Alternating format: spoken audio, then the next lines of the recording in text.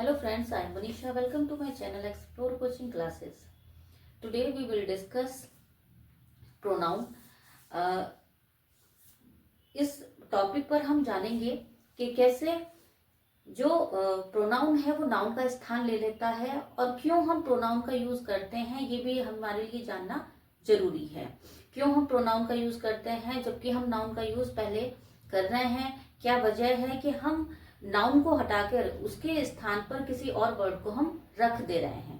तो इन्हीं सारी बातों की आज हम चर्चा करेंगे और इस क्लास में हम जानेंगे कि प्रोनाउन क्या होता है। तो चलिए शुरू करते हैं। जैसे डेफिनेशन यहाँ पे लिखी हुई है, pronoun is a word used in place of a noun और नाउन इक्विवेलेंट। यानी प्रोनाउन वो शब्द होता है जो नाउन के स्थान पर या जो नाउन के इक्विवेलेंट हो, नाउन जैसा ही हो या नाउन के समान हो, उसके स्थान पर हम यूज करते हैं, उसे ही हम कहते हैं प्रोनाउन।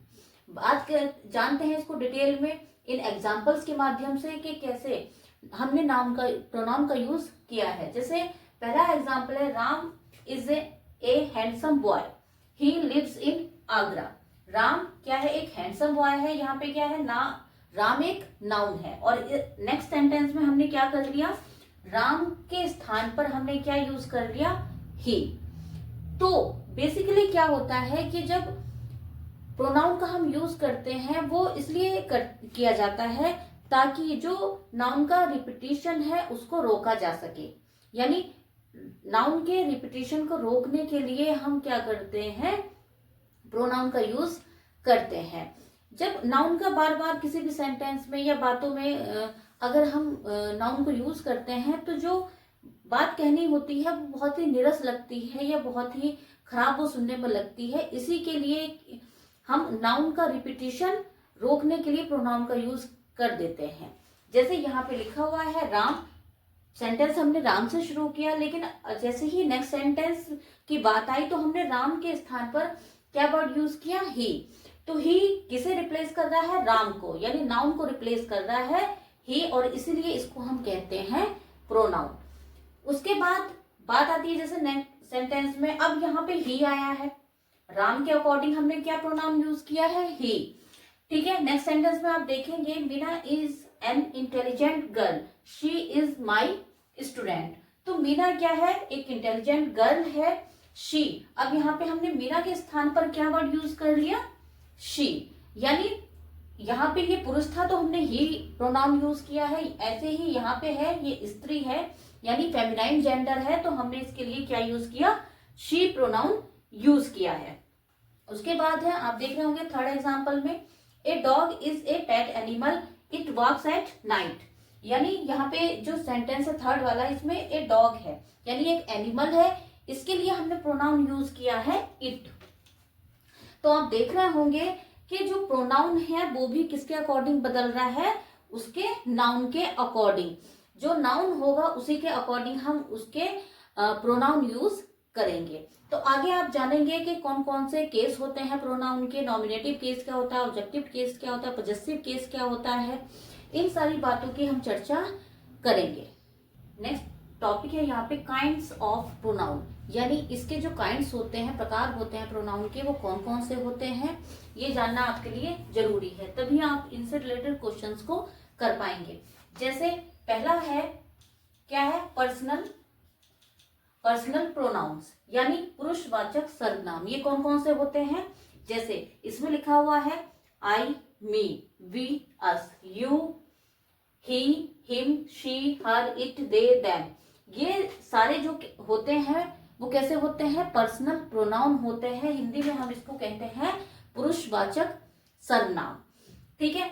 दूसरा है यहाँ पे पॉजेसिव प्रोनाउंस। ये प्रोनाउंस वो होते हैं जो अधिकारवाचक होते हैं, यानी अधिकार दर्शाते हैं, अधिकार दिखाते हैं। पॉजेसिव, जैसे आप कह देते हैं कि वो बहुत ही पॉजेसिव है मेरे लिए, यानी वो अधिकार रखता है।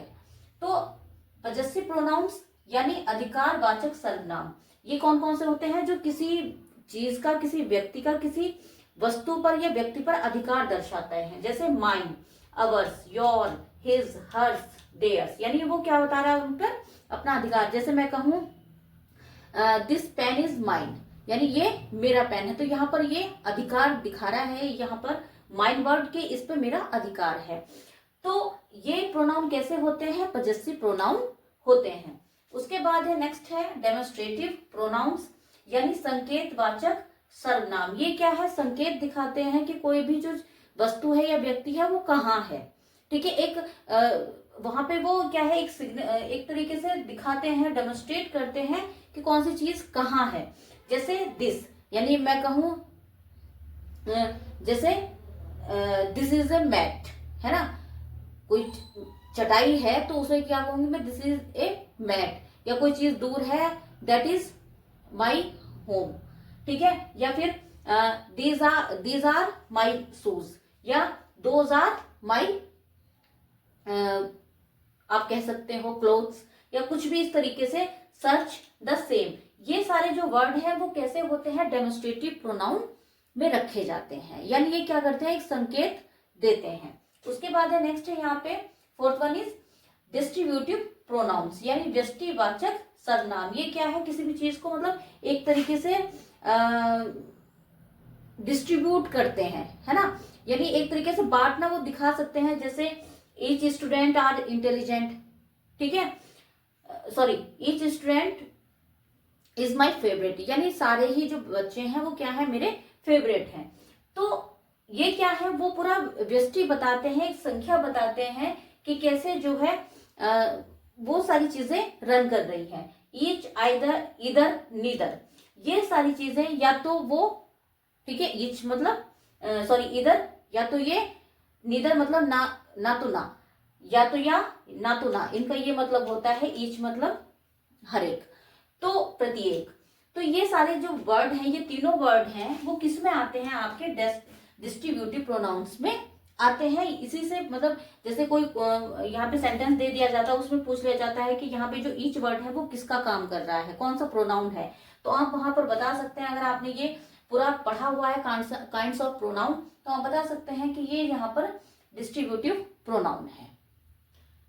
नेक्स्ट यहाँ पे प्रोनाउन है रेसिप्रोकल प्रोनाउंस, यानी रेसिप्रोकल प्रोनाउन वो होते हैं पारस्परिक संबंध वाचक सर्वनाम। ईच अदर, वन अनदर, ये दो ही रेसिप्रोकल प्रोनाउंस में आते हैं और ये फ्रिक्वेंटली पूछे भी जाते हैं आपके एग्जाम्स में। तो इसको हम कहते हैं पारस्परिक संबंध वाचक, यानी ये जो वर्ड है वो एक दूसरे का, किसी व्यक्तियों का आपस में संबंध दर्शाते हैं। जैसे ईच अदर या वन अनदर, एक दूसरे को। तो इस तरीके से क्या है, ये दोनों ही जो वर्ड हैं वो किस में आते हैं? आपके रेसिप्रोकल प्रोनाउंस में आते हैं। उसके बाद है रिफ्लेक्सिव प्रोनाउंस, इनको हम हिंदी में कहते हैं निजवाचक सर्वनाम। ये कैसे होते हैं? कौन कौन से होते हैं? My self, our self, your self, him self, her self, it self, them self, one self. ये सारे जो वर्ड हैं वो किस में आते हैं? आपके रिफ्लेक्सिव प्रोनाउंस में आते हैं। ये किसी चीज की निजता को बताते हैं। उसके बाद है एम्पैथेटिक प्रोनाउंस, ये दबाववाचक सर्वनाम होते हैं। अब आप देख रहे होंगे यहाँ पे ये दोनों सिमिलर ही हैं, यानी यहाँ पे भी माई सेल्फ, योर सेल्फ ऊपर की तरह ही लिखा हुआ है, लेकिन इनमें जो है जो डिफरेंस है वो ये है कि ये जो प्रोनाउंस होते हैं, एम्पैथेटिक प्रोनाउंस होते हैं, ये सब्जेक्ट के एकदम पास में लिखे जाते हैं। यानी जैसे ही आपका नाउन आएगा, सब्जेक्ट आएगा, उसी के जस्ट बगल में उसको, किसको? एम्पैथेटिक प्रोनाउन को रख दिया जाता है। यानी तब उसका यूज, जब इन शब्दों का यूज सब्जेक्ट के एकदम पास में किया जाता है, तब वहां पर ये कौन से प्रोनाउंस कहलाते हैं? एम्पैथेटिक प्रोनाउंस, यानी दबाववाचक सर्वनाम कहलाते हैं। जैसे यहाँ पे एक एग्जांपल लिखा हुआ है, ही हिमसेल्फ कम्स हेयर, यानी वो खुद ही यहाँ पर आया है। यानी यहाँ पे उस ही पर जो है वो दबाव डाला गया है, एक तरीके से दबाव दिखाई दे रहा है, यानी वो खुद ही यहाँ पर आया है, तो एक दबाव दिखाई दे रहा है। इसीलिए यहाँ पर ये जो प्रोनाउन है वो कौन सा है? एम्पैथेटिक प्रोनाउन है। ठीक है, तो ये आप देखेंगे। और जो रिफ्लेक्सिव प्रोनाउन है वो कहीं और आते हैं। ठीक है, यानी यहाँ पे एकदम जस्ट बगल में नहीं आएगा, ये आपको पता ही है, क्योंकि इसके बाद जो है आपकी वर्ब आती है, यानी सब्जेक्ट के बाद आपकी हेल्पिंग वर्ब, या फिर उसके बाद मेन वर्ब, फिर ऑब्जेक्ट, इस तरीके से आता है। लेकिन ये जो एम्पैथेटिक प्रोनाउन ही, ये आपके सब्जेक्ट के जस्ट पास में आएगा, तभी यहाँ पर ये किसका काम करेगा? एम्पैथेटिक प्रोनाउन का काम करेगा। नेक्स्ट यहाँ पे दिया हुआ है, नेक्स्ट प्रोनाउन है इनडेफिनिट प्रोनाउंस, यानी अनिश्चयवाचक सर्वनाम। ये कौन कौन से होते हैं? जैसे everybody, nobody, somebody, everyone, someone, none, anyone, everything, something, nothing, anything, much, few, little. ये सारे जो है वो किसमें आते हैं? आपके इनडेफिनिट में। यानी किसी भी चीज की ये क्या है, जो संख्या होती है या मात्रा होती है, उनको क्या है, अनिश्चित ये रखते हैं, इसलिए इनको इंडेफिनिट प्रोनाउंस की संज्ञा में रखा गया है। उसके बाद है रिलेटिव प्रोनाउंस, यानी संबंधवाचक सर्वनाम। ये कौन कौन से होते हैं? यानी किसी भी चीज का संबंध एक तरीके से बता रहे होते हैं, तब वहां पे इनका यूज किया जाता है। जैसे who, whom, whose, which, that. यानी आपने देखा होगा, जैसे आप कह देते हैं हु आर यू, है ना, या और दूसरी है जैसे हुज कार, यानी किसकी कार है। तो एक तरीके से क्या है, ये किसी भी चीज का संबंध बताते रहते हैं। विच टैक्सी, या विच क्लास, है ना, which class do you belong, या which religion do you belong. इस तरीके से क्या है, किसी भी चीज का संबंध जब बता रहे, ये शब्द बता रहे होते हैं, उस समय पर इनको हम रिलेटिव प्रोनाउंस की संज्ञा में रखते हैं। उसके बाद है इंटेरोगेटिव प्रोनाउंस, यानी प्रश्नवाचक सर्वनाम। तो वो कैसे होते हैं, कौन कौन से होते हैं? Who, which, what, whose. ये सारे किस में आते हैं? इंटेरोगेटिव, यानी बेसिकली इनको हम प्रश्न पूछने के लिए, क्वेश्चन करने के लिए यूज करते हैं, है ना। जैसे हम व्हाट इज योर नेम, या आप कह सकते हैं विच कार इज योर्स, यानी कौन सी कार तुम्हारी है। तो इस तरीके से क्या है, जब ये किसी भी चीज का क्या करते हैं, कोई प्रश्न पूछने के लिए हम जब इनका यूज करते हैं, तब इनको हम इंटरोगेटिव प्रोनाउंस की श्रेणी में रखते हैं। उसके बाद है एक्सक्लेमेटरी प्रोनाउंस। एक्सक्लेमेटरी प्रोनाउंस वो होते हैं जब हम किसी भी चीज पर क्या है, आश्चर्य, विस्मय बोधक, हम इनको कह सकते हैं, है ना। हम इनको क्या कहते हैं? विस्मय बोधक प्रोनाउन, बोधक सर्वनाम। यानी ये कैसे होते हैं, जो जब किसी चीज पर हम आश्चर्य दिखाते हैं और इन शब्दों का यूज करते हैं, व्हाट या हाउ का यूज करते हैं, तब हम उनको किस में रखते हैं? एक्सक्लेमेटरी प्रोनाउंस की संज्ञा में रखते हैं। जैसे हम कह दें व्हाट ए वंडरफुल पर्सन, या luxury life, what a luxury life. तो जब हम किसी भी चीज पर क्या है, आश्चर्य दिखाते हैं, इन शब्दों का यूज करते हैं, तब वहां पर हम कहते हैं उसको एक्सक्लेमेटरी प्रोनाउन। तो आज की क्लास में आपने जाना, यहाँ पर स्टार्टिंग में आपने जाना कि जो प्रोनाउन होता है उसे हम कहाँ यूज करते हैं, यानी प्रोनाउन के जो प्रोनाउन का यूज किया जाता है जहां पर नाउन के रिपीटिशन को रोकने के लिए, यानी नाउन का रिपीटिशन ना हो उसके लिए हम यूज करते हैं उसके स्थान पर प्रोनाउन। और साथ ही साथ जो है आपने देखा कि कैसे जो जेंडर होता है उसके अकॉर्डिंग, या सिंगुलर या नंबर के अकॉर्डिंग, या जेंडर के अकॉर्डिंग उसके प्रोनाउंस भी चेंज होते रहते हैं। फिर आपने जाना कि कितने प्रकार के जो प्रोनाउन हैं वो होते हैं, जिसमें अभी आपने सारे ये 11 प्रोनाउंस के बारे में आपने डिटेल में जाना कि कौन कौन से प्रोनाउन किस श्रेणी में रखे जाते हैं।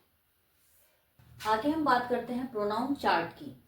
इससे आपको बहुत ही क्लियर आपको पता चल जाएगा कि कौन सा जो प्रोनाउन है वो कौन से पर्सन का प्रोनाउन है, साथ ही वो कौन सा केस है, उसका नॉमिनेटिव केस है, या सब्जेक्टिव केस है, या ऑब्जेक्टिव केस है, या उसको हम पजेसिव एडजेक्टिव की श्रेणी में रखें या पजेसिव प्रोनाउन की श्रेणी में रखें। इस चार्ट के माध्यम से आपको वो बिल्कुल क्लियर पता चल जाएगा। तभी आप आगे जो काइंड्स आपको बताए गए हैं प्रोनाउन के, उनके बारे में अच्छे से जान पाएंगे।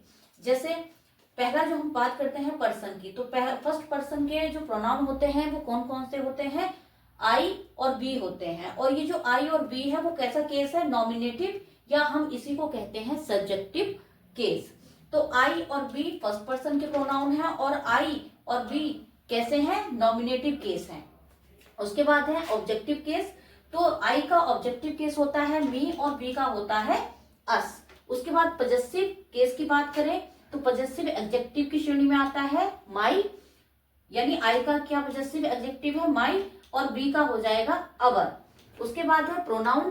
तो आई का पजेसिव प्रोनाउन होगा माइन, और बी का पजेसिव प्रोनाउन होगा अवर्स। उसके बाद यहाँ पे आप देखेंगे सेकंड पर्सन के प्रोनाउन कौन सा है? वो है यू। यू का ऑब्जेक्टिव केस क्या होता है, यू ही होता है। क्या होता है, यू का ऑब्जेक्टिव केस यू होता है और इसका पजेसिव ऑब्जेक्टिव क्या होता है, योर्स, और पजेसिव प्रोनाउन भी इसका योर्स होता है। उसके बाद थर्ड पर्सन के प्रोनाउन पे आएंगे हम। यहाँ पे देखेंगे कि जो थर्ड पर्सन के प्रोनाउन है वो कौन कौन से हैं, ही, शी, इट और दे। अब इनके ये तो सब्जेक्टिव केस हुए, अब इनके ऑब्जेक्टिव केस क्या क्या है, ही का है हिम, शी का हर, इट का इट और दे का देम। ये इनके ऑब्जेक्टिव केस हैं। और इनके अधिकार पजेसिव एडजेक्टिव की बात करें तो ही का हो जाएगा हिज, शी का हो जाएगा हर, इट का हो जाएगा इट्स और दे का हो जाएगा देयर। उसके बाद है यहाँ पर इनके पजेसिव प्रोनाउन की, तो हिज का कुछ नहीं होता है, हर का हर्स हो जाता है और इट का भी कोई पजेसिव प्रोनाउन नहीं होता है और देयर का हो जाएगा देयर्स। तो ये फ्लो चार्ट आपको प्रोनाउन का आपको ध्यान में रखना है और यहाँ पर इसको याद कर लेना है कि जो फर्स्ट पर्सन के प्रोनाउन कौन कौन से होते हैं, सेकंड का कौन सा होता है, थर्ड का कौन सा होता है।